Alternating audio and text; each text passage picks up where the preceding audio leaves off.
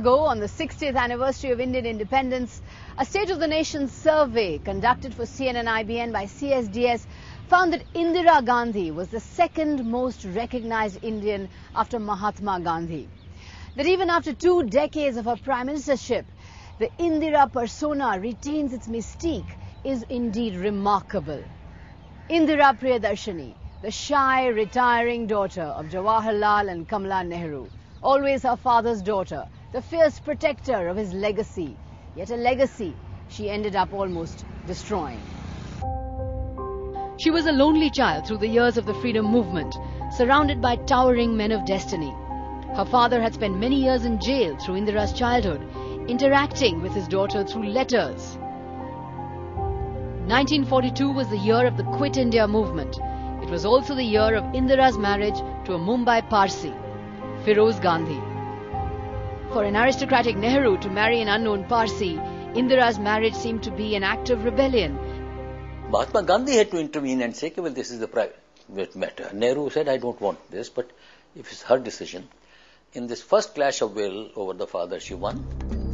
But in the 1950s, as Indira's marriage to Feroz began to fall apart, she slowly became her father's shadow.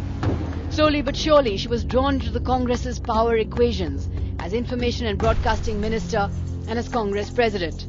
But dynasty was not yet part of Nehru's succession plan. When Nehru died in 1964, it was Lal Bahadur Shastri who became Prime Minister. It never crossed Nehru's mind that Indira would succeed him as Prime Minister. Of course, he loved her dearly as his only child. He knew she would have a political role, but a minor political role. And it was purely by accident that she became Prime Minister. When Shastri suddenly died in January 1966, a fierce power struggle broke out to succeed him. In the presence of political heavyweights like Kamaraj, Morarji Desai and Y.B. Chavan, it was Indira who was chosen as India's first woman Prime Minister, a consensus candidate who the party leadership was convinced they could easily manipulate. They thought that like the British Queen, she will only reign and they will rule. And they were a little taken aback when even as the Gungi Gudiya, she refused to be complete and wedded. But the dumb doll was far more hard-headed than her father. In 1969, she decided it was time to assert her prime ministerial authority.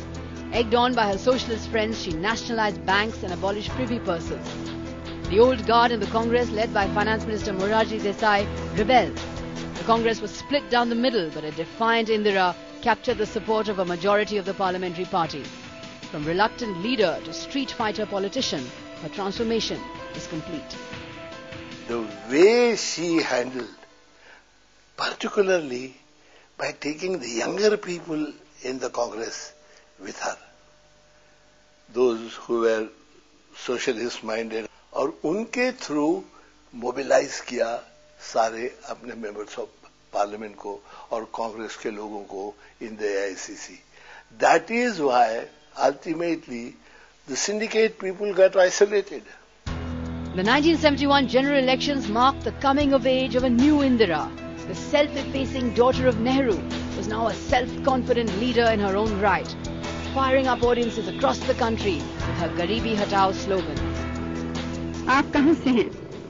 मैं कंदावला block से गांव मुंड का है। अच्छा, नाम शांति है मेरा। बहुत अच्छा नाम है। हाँ, अपने 56 गांव में चेयरमैन हूँ। आप भी कहती हो शांति करो, शांति करो। आप खुद शांति तेरा गाय। The way the banks were nationalized, people in Delhi, rickshawalas, other poor, they danced in the streets. I was reporting at that time. So I asked them, I said, have you ever entered a bank? They said, no. I said, are you ever likely to go into a bank? They said, no. I said, then why are you jubilant? Their answer was that something is at last being done for the poor and the rich are being put in their place.